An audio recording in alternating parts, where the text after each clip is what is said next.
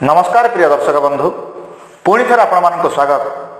Purushottampur Vishwakarma competitive point आनुकूल्य अनुष्ठित होता online शिक्षादान व्यवस्था को दर्शक बंधु कही रखुची आपण मानकर स्नेह श्रद्धा भल पाइबा आमको आनंद प्रदान करिछि। जो माने आम चैनल को देखि लाइक शेयर और सब्सक्राइब करिसंती ताहा आमको नुआ नुआ तथ्य जोड़िबा पई प्रेरणा जोगाइछि।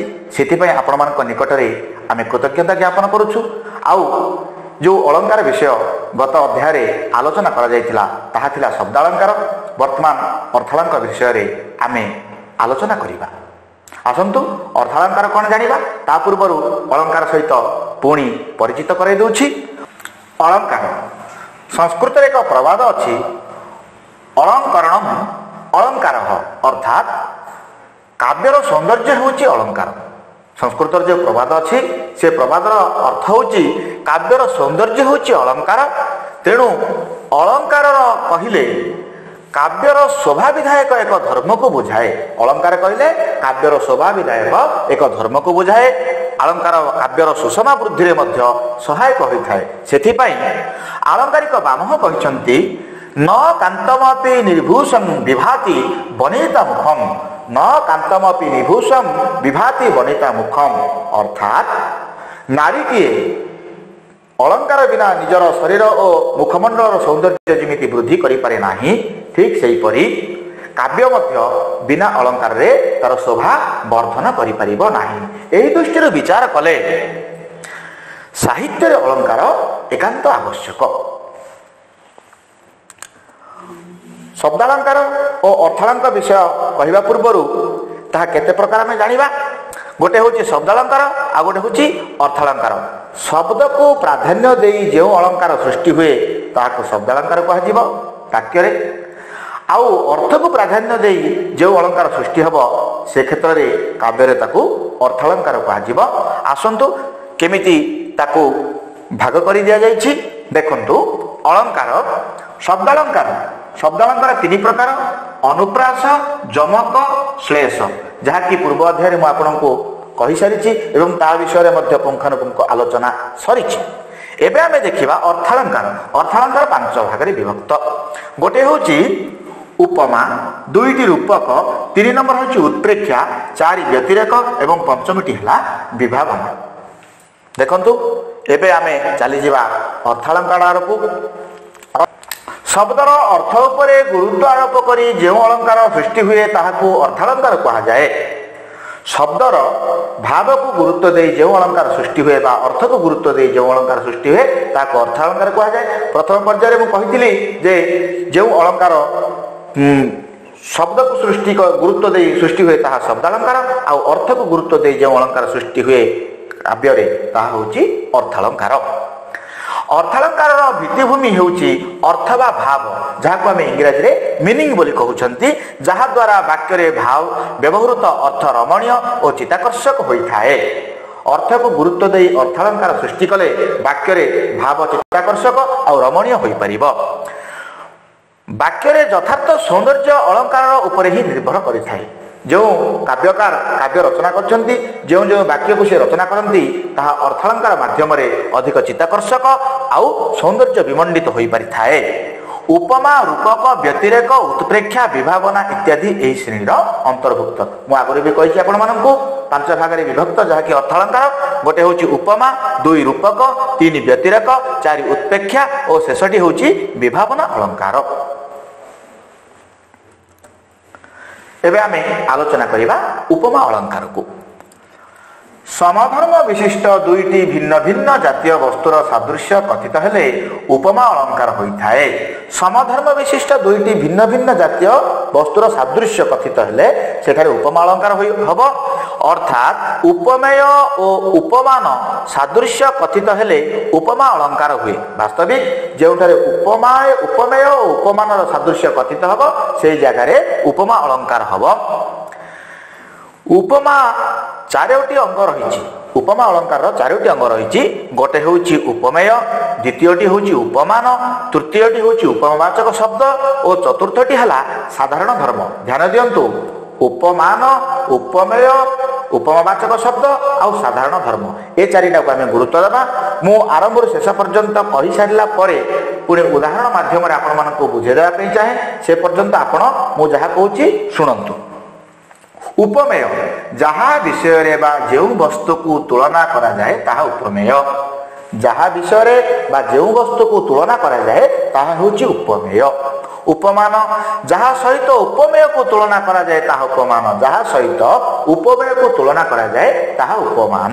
पुणी उपमावाचक शब्द जो शब्द उपमान और उपमेय मध्य थिबा साधारण धर्म को संयुक्त करे ताहा उपमावाचक शब्द बा सादृश्यवाचक शब्द होइथाए।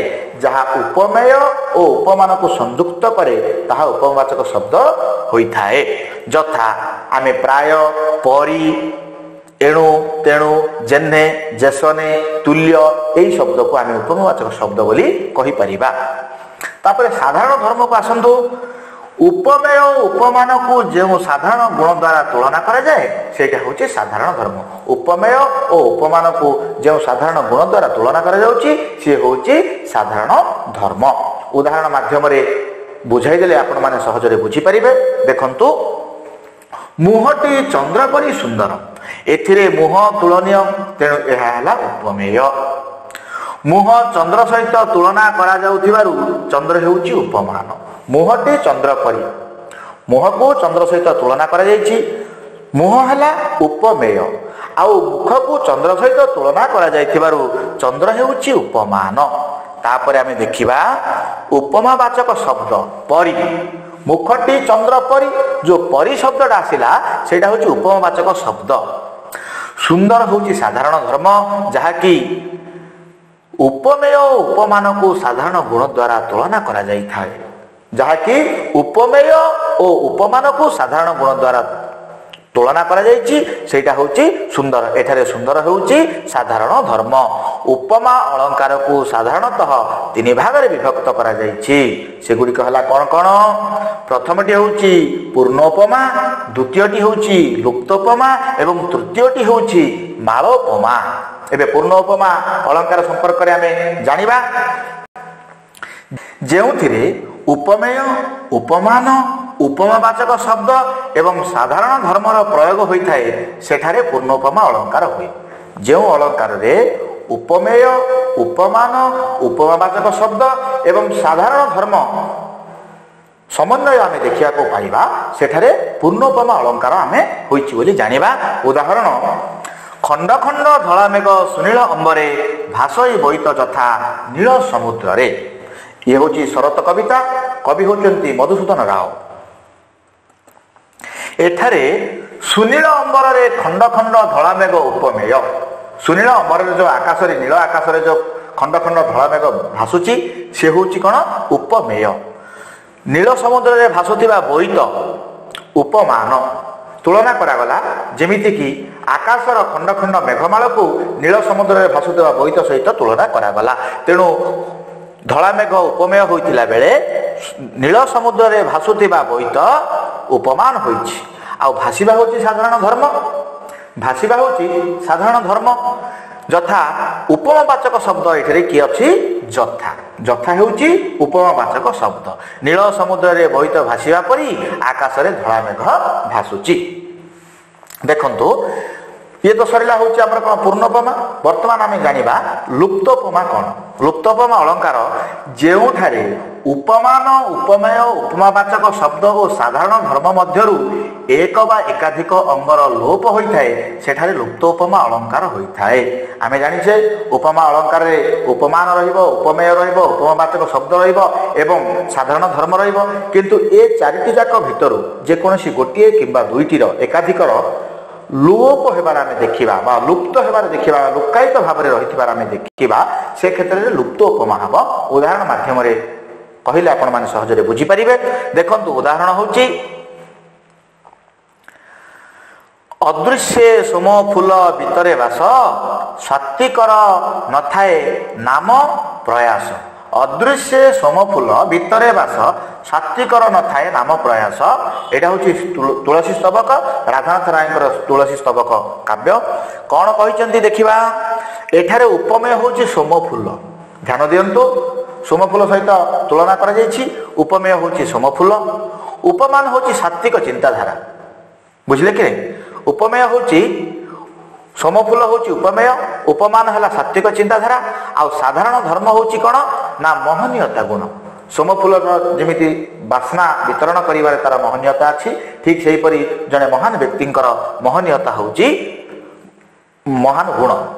उपवाचक शब्द लोप होइछि एठारे। उपवाचक शब्द परि यथा एणु तेणु किछि रहिनि एठारे, तेणु उपवाचक शब्द एठारे नथिबारु एई अलंकार कोन हैला ना लुप्तोपमा अलंकार नाम रे नामित हैला।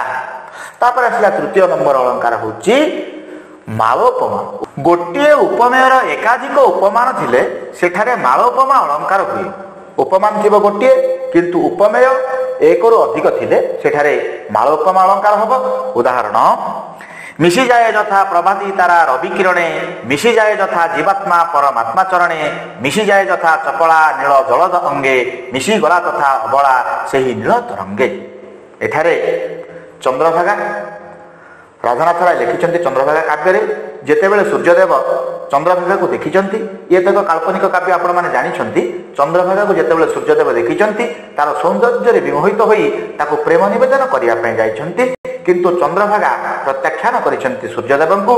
सूर्यदेव गोड़ाइछन्ति चंद्रभागा को, चंद्रभागा दौड़ी दौड़ी जाई झास देइछन्ति नील समुद्र रे। सेही कथा को बुझाइबा पय कविवर राधानाथ राय लिखिले मिशी जाए यथा प्रभाती तारा रवि किरणे, मिशी जाए यथा जीवात्मा परमात्मा चरणे, मिशी जाए यथा चपला नील जलद अंगे, मिशी गला तथा अबला सेही नील तरंगे। एठारे एकमात्र उपमेय अबला, एठारे एकमात्र उपमेय अबला एवं एकाधिक उपमान रहिछि जहाँकि प्रभाती तारा जीवात्मा और चपला। साधारण धर्म होछि कोन मिशी जीवा। जेमिति कि प्रभाती तारा सूर्यंक किरण रे मिशी जाए, मेघरे बिजुली जेमिति चकचक करी मिशी जाए, आउ जीवात्मा जेमिति परमात्मांकर शरीर रे लीन होई जाए, ठीक सेही परि चंद्रभागा समुद्रर नील तरंग रे झास देकी निजको लीन कर देथिला। सेही कथा को बुझाइया पई तीनोटी उपमान व्यवहृत होईछि। तेणु एइटा होछि मालोपमा अलंकार। तापर आसला दर्शक बंधु रूपक। रूपक कौन देखंतु जेउठारे उपमान और उपमेय मध्यरे अभेद कथित होइथाए सेठारे रूपक अलंकार होइथाए। जेउठारे उपमान और उपमेय मध्यरे अभेद कौन से भेदभाव न थाई कि अभेद कथित होता है सेठारे रूपक अलंकार हुए। जेमिति कि भिन्न भिन्न हेले मध्य दुही को अभिन्न बोली धरा जाए। से दुईटी भिन्न भिन्न तथापि तांको अभिन्न बोली अभिन्न और एक बोली तांको धरा जाए। एथिरे उपमेय ठारे उपमान आरोप करा जाय थाए। उपमेय ठारे उपमान को आरोप करा जाय थाए। एहा मुख्यतः तीन भाग रे विभक्त। गोटे होची परंपरित रूपक, दुई होची सांग रूपक, तीन होची निरंग रूपक। जेमिति कि आमर भिन्न भिन्न भाग होइतिला आमर कोउटा पूर्व जो आम आलोचना करथिले जो रूपक अलंकार पूर्वर आम जो उपमा अलंकार को आलोचना करथिले ठीक सेही परि रूपक अलंकार मध्य तीन भाग रे विभक्त होइछि। एक होची परंपरित रूपक, दुई सांग रूपक, तीन निरंग रूपक। वर्तमान आम देखिबा परंपरित रूपक। परंपरित रूपक देखंतु जेउठारे गोटे वस्तु आरोप निमित्त अन्य एक वस्तुर आरोप आवश्यक होता है। जेउठारे गोटे वस्तु को अन्य एक वस्तु को आरोप करिया पई आ गोटे वस्तुर आवश्यकता होता है सेही जगह रे आमे कोन कहिबा ना परंपरित रूपक अलंकार हबो। सेठारे परंपरित रूपक अलंकार होता है। उदाहरण आशा पारिजात फुटिब हृद नंदन बने, ज्ञान भक्ति कर्म सौरभ व्यापी जीव भुवने। कुसुमांजलि काव्य रे लेखिले मधुसूदन राव गोटे पद से कौन लिखिले आशा पारिजात फुटिब हृद नंदन बने, ज्ञान भक्ति कर्म सौरभ व्यापी जीव भुवने। एठारे आशा को पारिजात रूपे वर्णना करा जाइथिबारु हृदय रे नंदन बनर आरोप करा जाइछि। ध्यान दियंतु आशा को पारिजात पुष्प सहित तुलना करछन्ति कवि। तेणु पारिजात पुष्प सिना स्वर्गर नंदन वन रे फुटिब, ए जो आशा रूपक पारिजात कोठी फुटिब हृदय रूपक नंदन वन रे फुटिब। तेणु नंदन बनर आरोप करछन्ति हृदय को। एवं ज्ञान भक्ति आ कर्म को पारिजात पुष्पर सुरभि सहित तुलना करिसंती। एठारे पारिजात पुष्पर सुरभि सह ज्ञान भक्ति कर्मर अभेद कल्पना करा जाइथिबारु एहा हला कोन ना पारंपरिक रूपक। बुझी पारिथिबे निश्चित। एबे आमे देखिबा सांग रूपक। देखंतु जेउठारे उपमेयर विभिन्न अंगरे उपमानर विभिन्न अंग आरोपित हुए सेठारे सांग रूपक अलंकार होइथाए। ध्यान दियंतु जेउठारे उपमेयर विभिन्न अंगरे उपमानर विभिन्न अंग उपमेयर विभिन्न अंग सहित उपमानर विभिन्न अंग को आरोप करा जाए बा तुलना करा जाए बा सादृश्य परिलक्षित करा जाए सेठारे होइथाए सांग रूपक। उदाहरण कविता बनिता कविता पिता कहिबा लोक ता उपमाता कले ताकु भोग रसिक नेता केते हे अबा रही योग्यता कुमति गुआर केवल बहिमात्र भाईदार। रसकल्लोल काव्य रे कवि दीनकृष्ण दास लिखिले कविता बनिता कविता लता कहिबा लोक ता उपमाता पान कले ताकु रसिक नेता केते ही अबा रही योग्यता कुमति गुआर केवल बहिमात्र भाईदार। यार अर्थ होची एहा एठारे कविता होची बनिता माने कविता को झियो सहित तुलना करिसंती कवि। कविता बनिता कविता होची झियो जदि कविता झियो हबो ताको सृष्टि करिसंती के कवि सृष्टि करिसंती कवि हेबेले तार पिता। कविता बनिता कविता पिता कवि होचंती कवितार पिता। कहिबा लोक ता उपमाता जे कविता को पाठ कला बा कहिला तार उपमाता। उपमाता माने पालन करुथिबा माता। पान कले ताकू रसिक नेता कविता को पाठ करी तार साहित्यिक रस को जी आस्वादन करती सी हेले रसिक नेता। आउ मूर्ख लोक माने जो माने कविता को बुझी पारंती नाही तार रस को आस्वादन करि पारंती नाही से माने हेले कुमति गुआर केवल मूर्ख। केते ही अबा सेमानकर रही योग्यता सेमानकर योग्यता केते अछि से माने कविता को बुझी न पारुथिबारु से माने हेले कविता परि झियर साबत भाई। बुझी पार्थिबे निश्चित। देखंतु एठारे कवितारे बनितार आरोप करा जाई थिबारु सेही अनुसारे कवि को तार पिता पिता कहिबा ओ कहिबा लोकन को तार उपमाता कहिबा एवं रसिक पाठकों को तार उपभोक्ता एवं गुआर बा मूर्ख को तार बहिमात्रेय बा बहिमात्रेय माने साबत भाई भाबरे विवेचना करा जाईछि। तेणु यह सांग रूपक अलंकार होई अछि। एबे आसला निरंग रूपक जेउठारे अर्थालंकार तृतीय अर्थालंकार आ गोटे जो अच्छी आमर भाग सी हूँ निरंग रूपक। जेउठारे गोटे उपमानर आरोप होइथाए सेठारे निरंग रूपक हुए। गोटे मात्र उपमानर आरोप हेले निरंग रूपक हुए। देखंतु उदाहरण भवतले विभु दया मूर्तिमती धौली दर्पण दया स्रोतस्वती। भवतले जो महिमंडल रे विभुंकर प्रभुंकर आशीर्वाद जोगु जो मूर्तिमती भाव धौली नदी जो धौली पहाड़ कूल जो दया नदी बही जाइए सी हूँ कौन तार दर्प दयार स्वतस्वती भाव वर्णित करिसंती चिलिका काव्य कवि राघनाथ राय। एठारे दया नदी रे विभु दया अभेद परिकल्पित होइथिबारु निरंग रूपक अलंकार होइअछि। दया नदीर जो सुअ छुटिची अंका बंका गति देकी जो समुद्र रे मिशिची सेटा विभुंकर दया जोगु ही संभव होइछि बोली कवि कहिसंती। तेणु कविंक भाषा रे दया नदी रे विभु दया अभेद परिकल्पित होइथिबारु निरंग रूपक अलंकार होइअछि। उत्प्रेक्ष्य अलंकार तापरे आसिला कोन जानिबा। देखंतु प्रकृत वस्तु रे अप्रकृत वस्तुर संभावना करा गले सेठारे उत्प्रेक्ष्य अलंकार हुए। गोटे प्रकृत वस्तु ता सहित गोटे अप्रकृत वस्तुर तुलना करिबा जेते बेले से जगह कौन हम उत्प्रेक्ष्य अलंकार हेब। यह दुई प्रकार गोटे हूँ वाच्योत्प्रेक्ष्य अलंकार आ द्वितीयटी हूँ प्रतीयमान उत्प्रेक्ष्य अलंकार। सेमिति ए उत्प्रेक्ष्य अलंकार को मध्य दुई भाग में विभक्त कर गोटे हूँ वाच्योत्प्रेक्ष्य अलंकार आउ अन्यटी हूँ प्रतीयमान उत्प्रेक्ष्य अलंकार।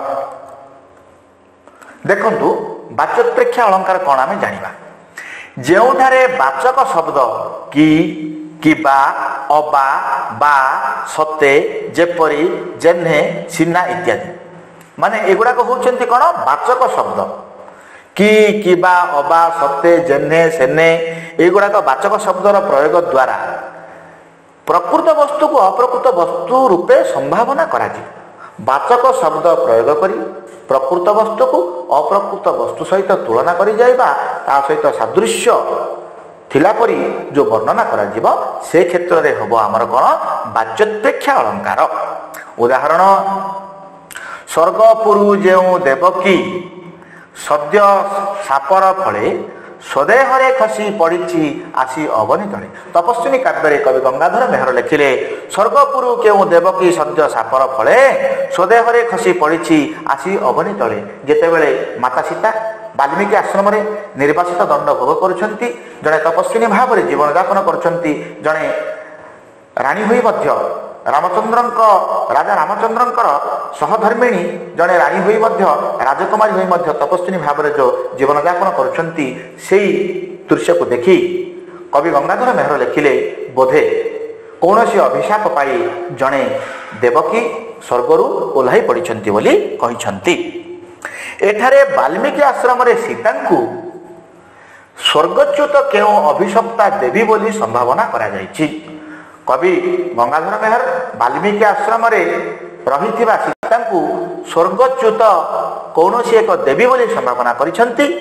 एठारे सीता प्रकृत वस्तु ध्यान दियंतु प्रकृत वस्तु होछि एठारे सीता किंतु देवी होचंती अप्रकृत वस्तु आउ की होछि वाचक शब्द की होची वाचक शब्द सीता प्रकृत वस्तु देवी अप्रकृत वस्तु से की वाचक शब्द द्वारा से वाचक शब्द को प्रयोग करा जाइथिबारु उत्प्रेक्षा वाच्योत्प्रेक्षा अलंकार एठारे होई अछि। जेमिति कि प्रकृत वस्तु हेले सीता अप्रकृत वस्तु हेले हमर देवी आउ की द्वारा तांको कोन करा हेछि ना वाचक शब्द की होची एठारे वाचक शब्द तेणु ए वाचक शब्द हेतु एठारे ये वाच्योत्प्रेक्षा अलंकार हेला।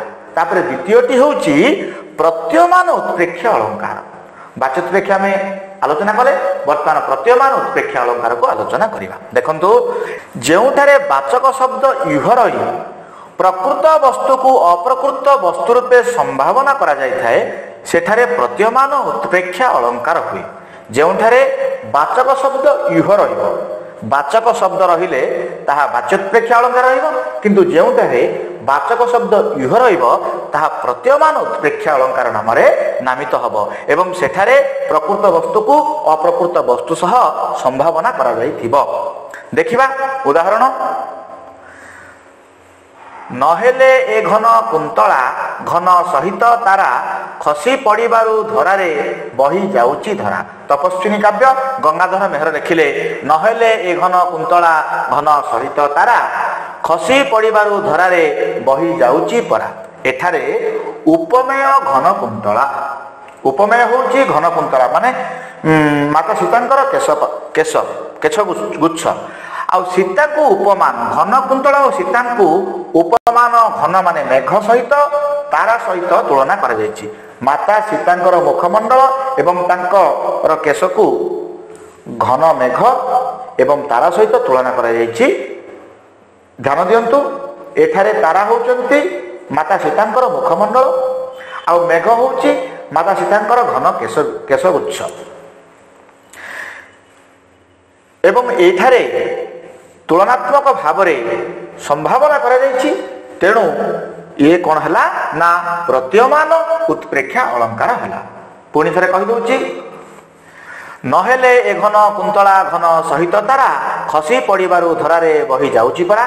तपस्विनी काव्य गंगाधर मेहर लिखिले एठारे उपमेय घन कुंतला सीतांको उपमान घन सहित तारा रूप में संभावना करा जाइथिबारु एठारे प्रत्ययमान उत्प्रेक्षा अलंकार रहिला एवं एठारे कौनसी आमर जो शब्द रहिबा कथा प्रत्ययमान शब्द रही नाही। देखंतु व्यतिरेक अलंकार उपमान ठारू उपमेयर आधिक्य वर्णित हेले व्यतिरेक अलंकार हबो।